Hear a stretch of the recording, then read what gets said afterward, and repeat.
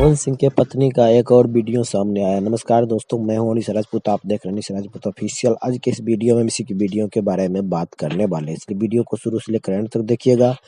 अगर हमारे चैनल पर नए हैं तो चैनल को सब्सक्राइब कर लीजिएगा, क्योंकि भोजपुरी की ताज़ा और सही खबरें सबसे पहले हमारे चैनल पर आता है।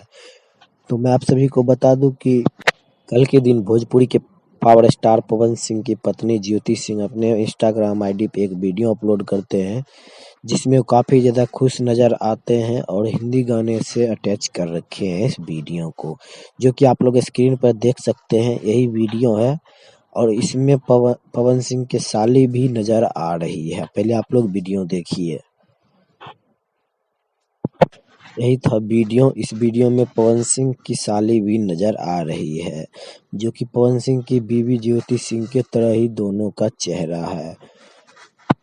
इस वीडियो के देखने के बाद सोशल मीडिया पर तरह तरह की प्रतिक्रिया आ रही है। कोई बोल रहे हैं ज्योति भाभी मांग में सिंदूर लगा लो, कोई बोल रहे हैं पवन सिंह को फॉलो करो। मतलब तरह तरह की प्रतिक्रिया आ रही है।